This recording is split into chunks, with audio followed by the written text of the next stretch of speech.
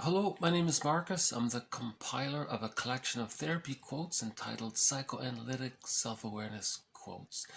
This is TQ 178 to 180. Therapy quote number 178.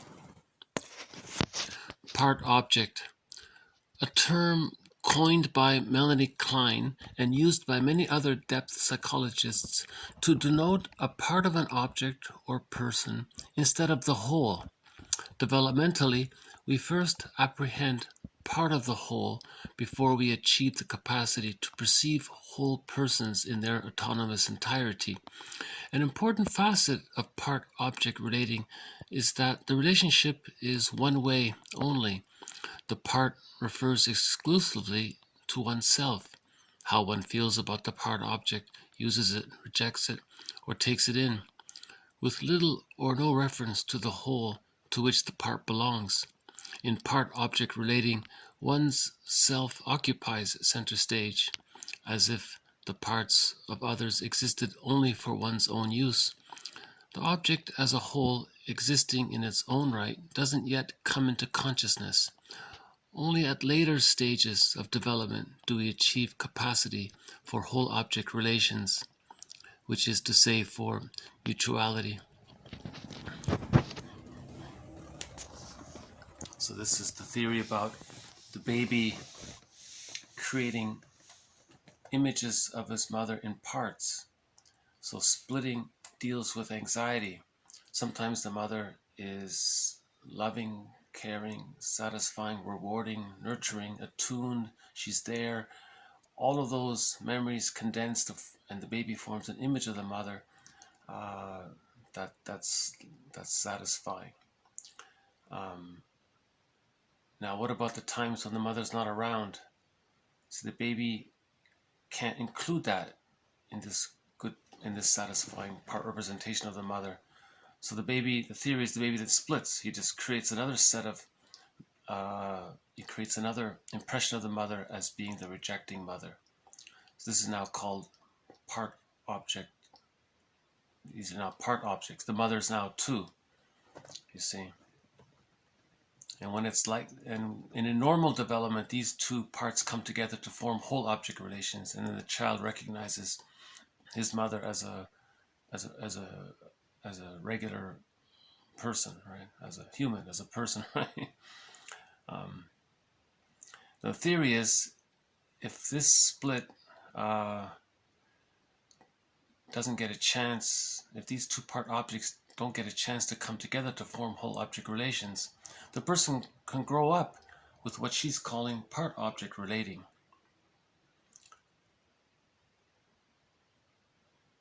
See, you can only relate to somebody as a whole person if your representation of the prototype of the first person that you knew in your life was a whole person.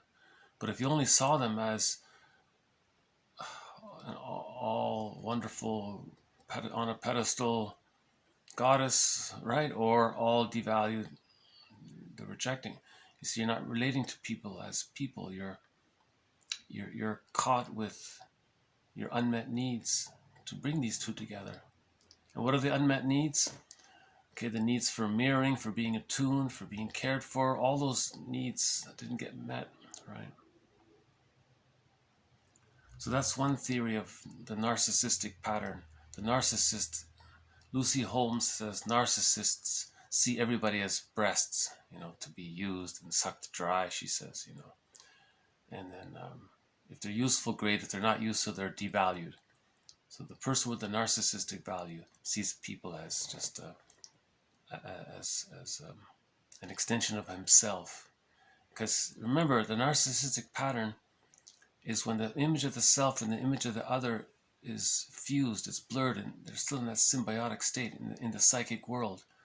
Especially from birth to 6 months, the image of the self and the image of the mother are fused, and the baby thinks the mother is him, it's an extension of him, you see. So if there's a problem there, that template is set, and the narcissistic pattern refers to this psychic setup where the mother is an extension of him, and everyone else in the outer world is an extension of him to be used, right? because he's still in that infantile megalomania, still trying to get his needs met. He didn't go through the proper steps of the separation individuation process, whereby you need a secure attachment. So from birth to 6 months, the symbiotic phase was safe and secure. That allowed the baby to differentiate, to get to know himself as a separate person, and then to learn, and then to practice learning more, and to know that the mother's there as a safe base for emotional refueling as needed. And after a while, it's not needed anymore, because he's internalized all those positive memories. Then that's the psychological birth. He's an autonomous person. Now, if that goes awry, they're petrified. Bergler says neurosis is a petrification of an infantile conflict. Splitting and then and in that psychic world, there's the splitting, which leads to the inability to mourn. You see, so there's all sorts of complications related to this issue of part-object relating, right? So unhappiness or a narcissistic pattern or any kind of pattern related to an insecure attachment style relates to the idea of unhappiness being a malady of the personal synthesis. A malady of the personal synthesis. This didn't get synthesized. I think Fairbairn says if the memories of the mother outweigh the memories of the positive memories, it makes it much harder to bring the splits together. 179.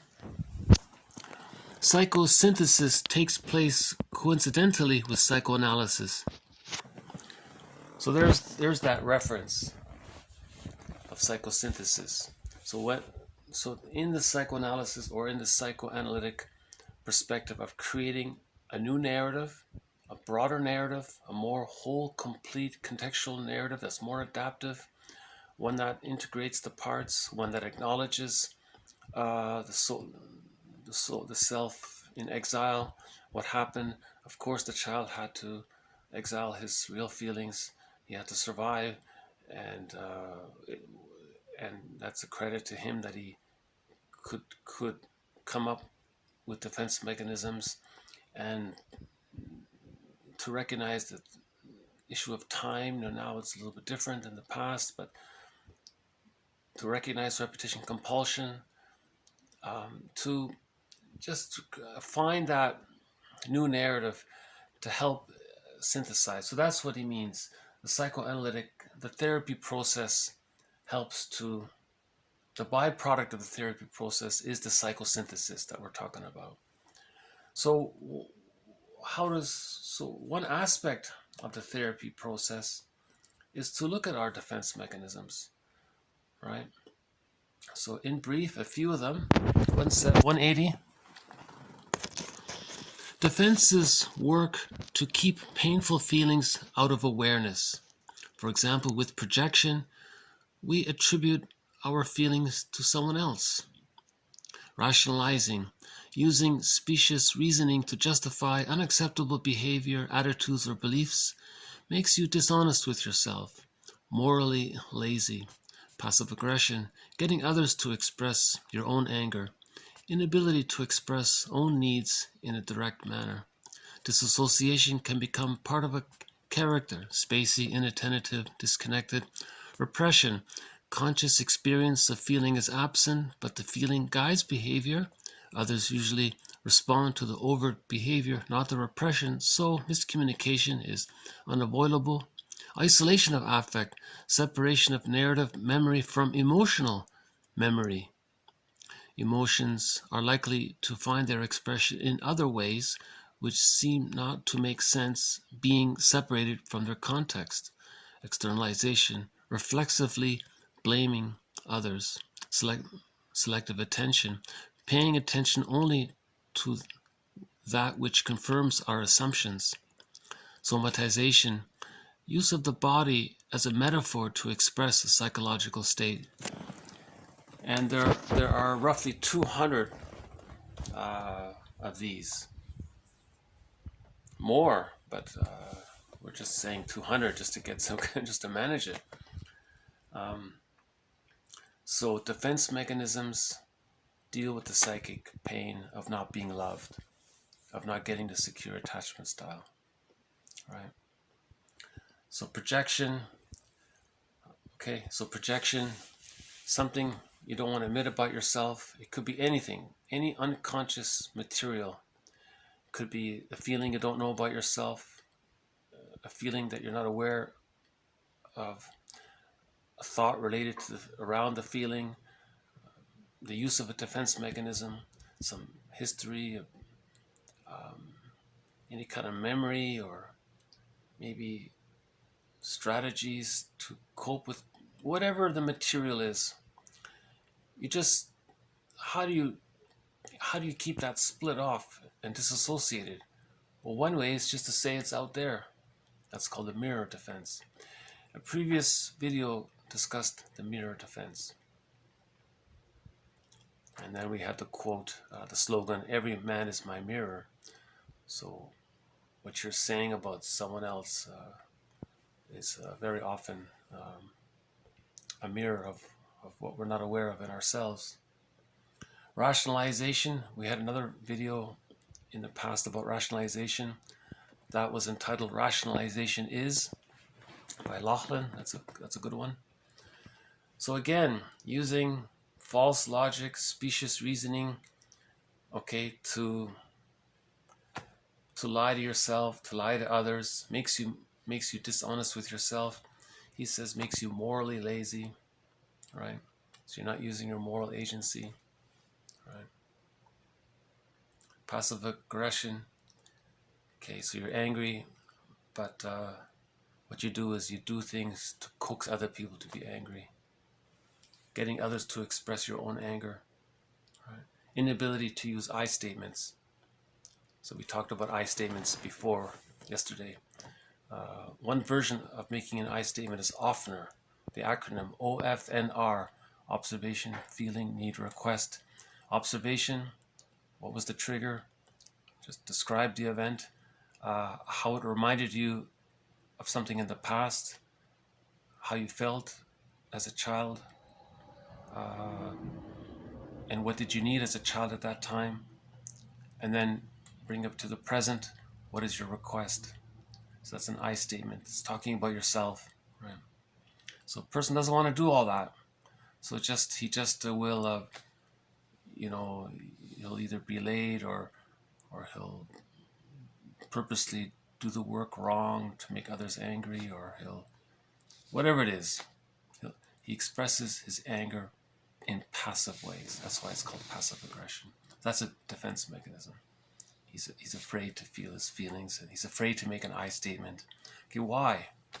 Okay, so when we get to the why, we can start to synthesize, right? We can start to integrate and heal, right? Disassociation, yeah, symptom of trauma. So we had a quote before from Bromberg, the whole list, and we've been adding to the list along the way. Repression.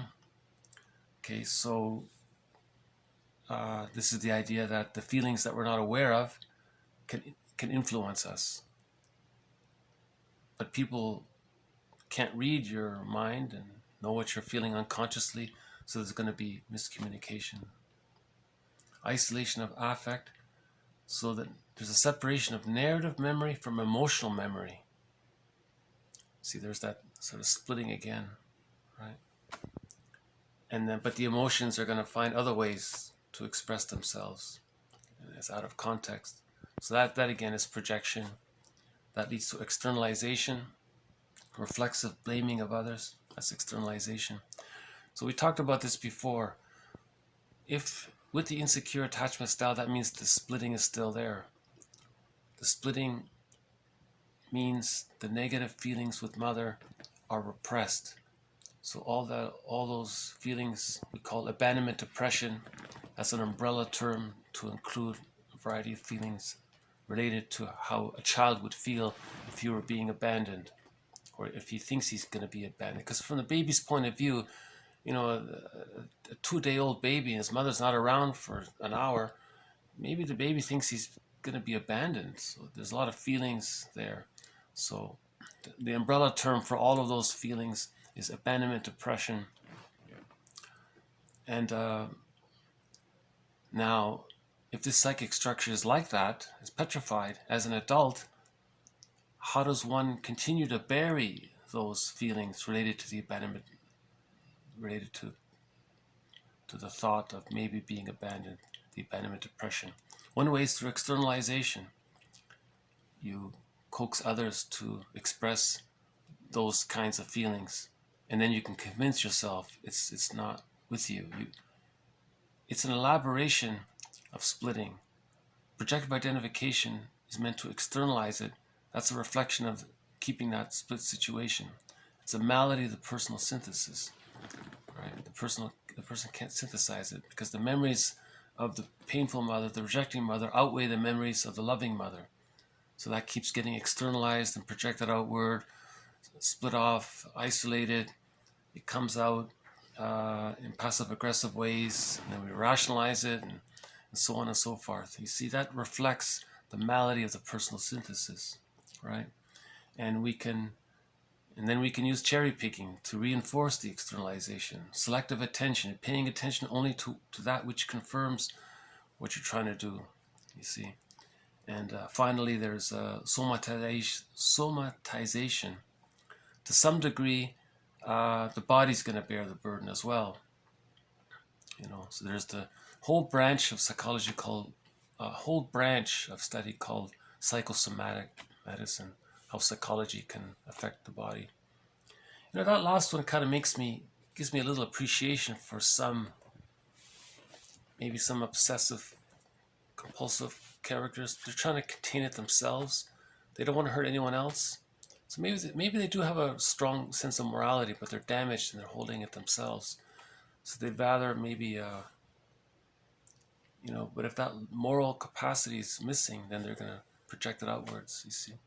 See, that's why this business with trauma, mothers have got to stop traumatizing their babies in a nutshell. There's going to be a future quote about the whole issue of breastfeeding, how that can help a mother be attuned to the baby's needs. If the mother's using the bottle, she doesn't know what the baby's feeling, and there can be trauma from that, So, see, Lamaze says we got to reduce prenatal trauma. We got to minimize, if possible, eliminate birth trauma. That's a whole topic. That's for future videos. There's endless stories about birth trauma. It's hard to repeat. Like some doctors would say, it's 5 o'clock and the baby's not coming out. So the doctor gives the mother a pill to induce the labor, and the baby's not ready, and he's shocked by that. That's considered. Then he maybe uses forceps, and then the mother's under anesthesia. There's a numbing there. He separates the baby from the mother, so the bonding doesn't take place. So already there's an insecure attachment style, because they have to bond within those first 1 or 2 minutes. The baby has to bond with the mother while all the hormones are there. But if the mother's under epidural and all that, and that's prevented. And then the poor baby, that cord and his placenta, that's a part of him. What are you cutting that for so early? The baby that was a part of him, and you're just ignoring that. Like, you're just violating the baby so wildly. So there's a lot of, authors regard birth trauma as there being an excessive amount of violence that takes place in birth trauma. And some authors are doing their best to promote awareness of the violence that takes place at birth. And there's a whole branch of psychology called prenatal and perinatal psychology. So quotes about birth trauma are for future videos. So let's minimize the prenatal trauma. Let's stop with the birth trauma. Let's encourage the first 3 years to go smoothly. Secure attachment for the symbiosis is there, and so that the child can reach the psychological birth of the self at 3. See, if the child can get to 3, if we can just get the the new human being to the age of 3 without traumatizing him, we have a healthy individual. You know.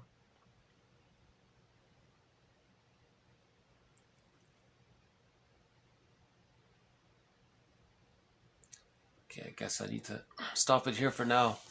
So TQ 178 has been about an aspect of object relations theory. Object relations just means the internalization of our interpersonal relationships. So the relationships that the baby has with his mother and his father and others, those relationships become memories. So they're internalized and they form images and representations. And there's this whole thing going on, which is represented in fairy tales and myths, all this inner world, right? And remember, Kirsten Wilson was asking everyone to ask themselves, to call for a personal moral revolution.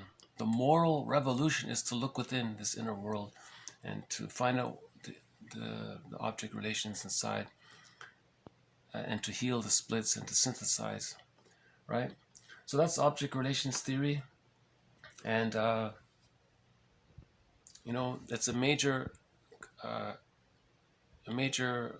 factor in understanding the narcissistic pattern, this concept of part-object relations. Again, the goal is to synthesize, and the 180 is just a tiny abbreviated sample of the defense mechanisms that we use. And if we're aware of them, we're conscious of them, it helps us get in touch with our feelings. Oh, I'm using this defense mechanism. Oh, that's because there's a feeling there. What's the feeling?